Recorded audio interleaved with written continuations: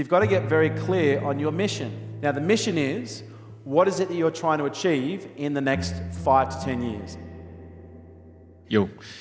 I've always found it really hard to forecast what it is that I want to do for a period that's 10 years. I can't get my head around it. I don't know if it's just that I change. I anticipate that Are you single? Yes. Surprise, surprise. First of all, you're aware that you have commitment issues? Yes, very much so. So, do you want to go there? Sure, lay it on me. So how old are you? I paid my fee.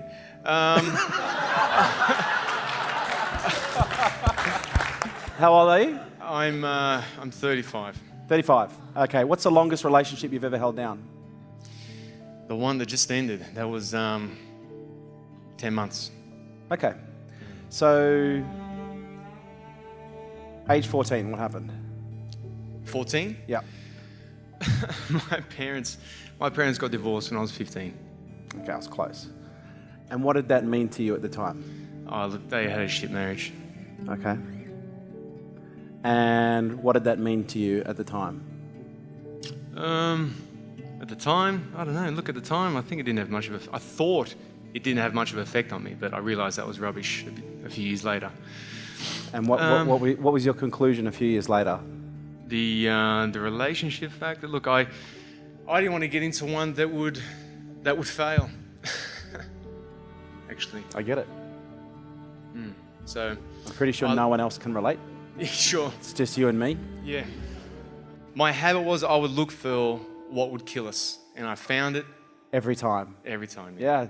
It's amazing how when you look, you always find what you're looking for. It took me years to realise that I had this. I was suffering from this flawed.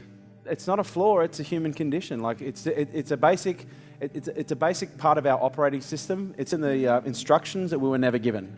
You will always find what you look for. Yeah, right. And what I'm curious to know is, do you see the relationship between your inability to commit to a woman and your inability to find what you love? No, I can't. I've never considered they were connected. How about now? Yeah, I'm considering it now. So if you were to find the right woman in your life, what would that mean? What would it mean? Yeah. Ah, fuck. There's the potential that may happen.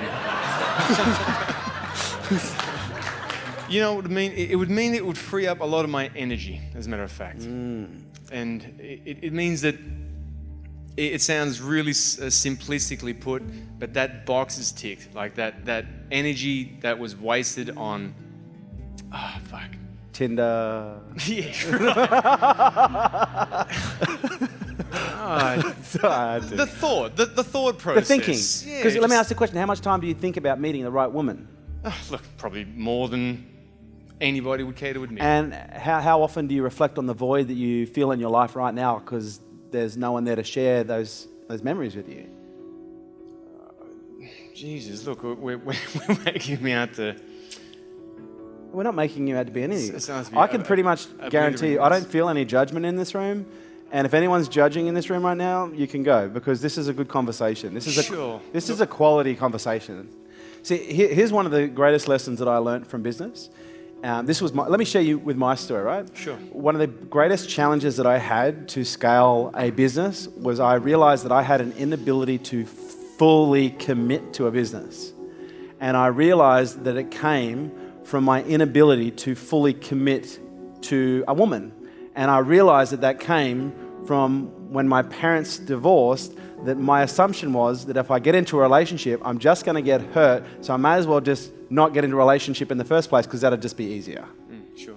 And as a result, what I found myself doing is constantly starting and getting involved in businesses and buying businesses that were so far off purpose, they always gave me a great reason to exit because I was never really in it in the first place. Okay. Commitment.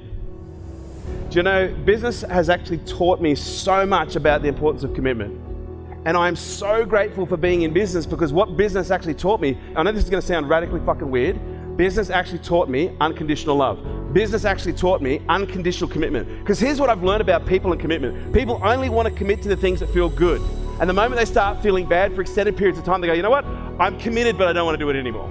And in order for us to truly get the benefits of business, in In order for us to truly be able to reap the rewards, we must learn this little concept of what commitment really means. And every now and then, you might have to do things that you don't want to do. Okay, it was literally after I had my stroke, I came back and I was like, if I'm going to invest myself into something, I need to do what I love. And I literally sat down, I was like, what do I love to do? What do you think was at the top of that list? Teaching people. I love to teach. And when I made that decision, I just knew. I knew in my heart that that was what I was supposed to do. That was why I was here. So you know when you know. And as soon as I committed, the most amazing and magical things happen. Right, okay. Does this make sense? Yeah. Has this been a helpful conversation? Absolutely. All right, fantastic. Thanks for your time. Give the man a big round of applause.